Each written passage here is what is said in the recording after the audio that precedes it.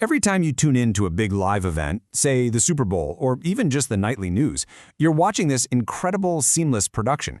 But behind those perfect camera cuts and slick graphics, there's this hidden world of, well, controlled chaos. Today, we're going to pull back that curtain and see how the whole thing actually holds together. And just so you know, what we're talking about today comes from Chapter 7 of this huge 40-part series on modern broadcast studios. But don't worry, we're not going to read the whole thing. We're just zeroing in on one of the most fundamental ideas from this chapter, something that's really the bedrock of how a broadcast gets made. So seriously, have you ever stopped to think about that? How does a director, in a split second, get the perfect camera angle, the exact slow-mo replay, and the right graphic up on screen, without the whole thing just becoming a total train wreck? The secret is all about mastering the flow. To really get it, we need to wrap our heads around the one core principle that makes it all possible. This is like the absolute foundation of broadcast engineering. And it's a concept called signal flow. The best way to think of it is as a roadmap for every single piece of video and audio in the entire building.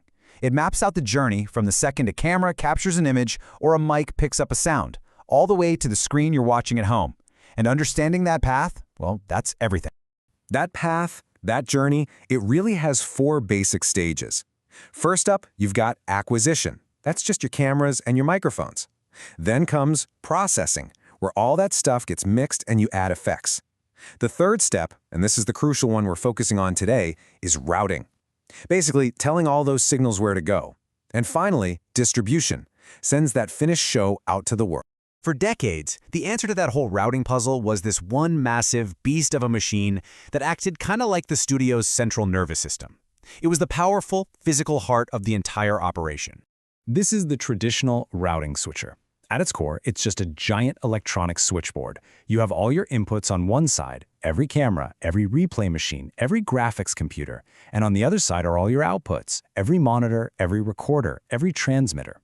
This machine's one job, to connect any of those inputs to any of those outputs instantly. And when I say massive, I mean it. Some of these things could handle hundreds of inputs and outputs. Every single connection needed its own dedicated physical video cable. But their secret weapon was a feature called non-blocking. That just means it was designed so that a path from any source to any destination was always available, guaranteed.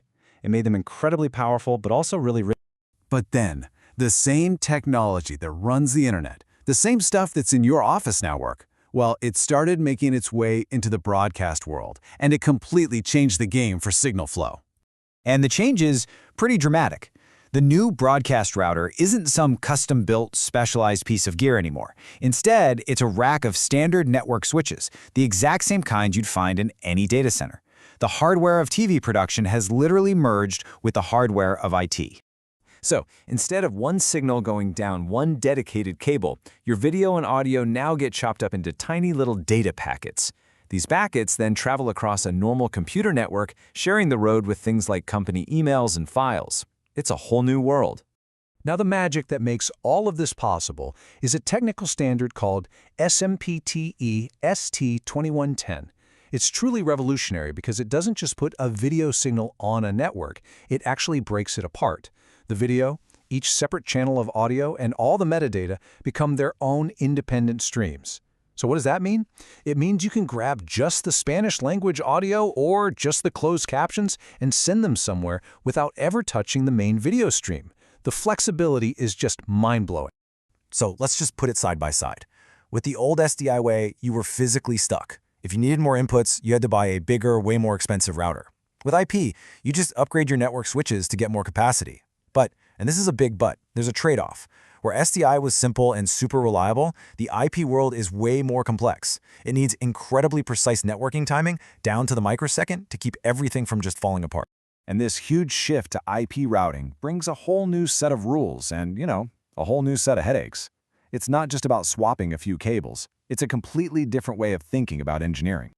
Yeah, the challenges are very real. First off, bandwidth. A single stream of uncompressed 4K video needs a 12 gigabit per second network connection. That is huge, way more than 10 times faster than most people's home internet. Then there's timing. Every single camera, mic, and computer has to be perfectly synced using something called precision time protocol. And finally, every time a signal goes through a network switch, it adds a tiny delay called latency. If you don't manage that perfectly, your audio and video will go out of sync. So because of all those challenges, The reality on the ground isn't a total IP takeover. Not yet, anyway. Most new studios are actually hybrids. They use the rock-solid, proven reliability of the old SDI stuff for the most critical, can't-fail parts of a live show. Then they use the amazing flexibility of IP for everything else, like sending video to all the monitors in the building. It's really the best of both worlds. And this really gets to the heart of it. The skills you need to be a broadcast engineer have totally changed. I mean, the source material says it perfectly. It's not just about video signals anymore.